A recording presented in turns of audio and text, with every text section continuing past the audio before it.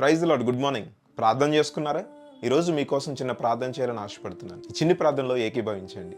మహోన్నతుడా, పరిశుద్ధుడా, ప్రేమ కలిగిన మా తండ్రి, నీ ఘనమైన నామమును బట్టి వేలాది స్తుతులు స్తోత్రములు చెల్లిస్తూ ఉన్నాం. ఉదయకాలమున మేము సజీవంగా లేచుటకు నీవు మా ఎడల చూపించిన కృపను బట్టి వందనాలు చెల్లిస్తూ ఉన్నాం. నీకే స్తుతులు చెల్లిస్తూ ఉన్నాం. రాత్రంతయు నీ సజీవమైన రెక్కల చాటున మమ్మల్ని భద్రపరిచి అయా మరి సజీవుల లెక్కలు మమ్మల్ని ఉంచినందుకు, మరి ఒక రోజును మా జీవితంలోనికి ప్రవేశపెట్టినందుకు స్తోత్రాలు. ఈ రోజంతటిలో మేము సాతానుని జయించే శక్తిని, బలమును మాకు అనుగ్రహించండి. ప్రతి శోధనను ఎదిరించే శక్తినివ్వండి, జ్ఞానమునివ్వండి. దేవా, నీ వాక్యమును మాలో స్థిరపరిచి ప్రతి పాపమును జయించే శక్తిని మాకు ఇవ్వండి.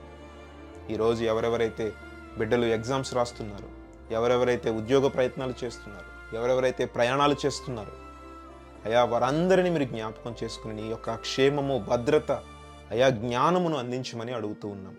అనారోగ్యాలను బట్టి ప్రార్థన చేస్తున్నాం.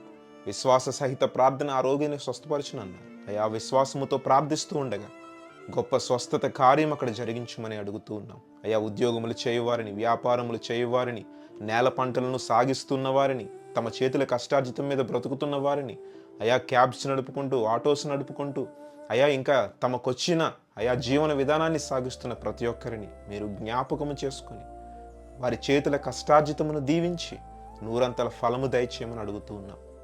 అయా ఎవరెవరు ఇంకా ఏ అవసరతలు నీ సన్నిధిలో విడిచిపెడుతున్నారు, ఈరోజు నీవే మా సహాయకుడవు. నీవే కృప చూపించి భద్రము చేయమని, క్షేమముగా మరలా గృహాలు చేరి అయా నిన్ను స్తుతించే భాగ్యము దయచేయమని యేసు నామములో అడుగుతున్నాము తండ్రి. ఆమేన్.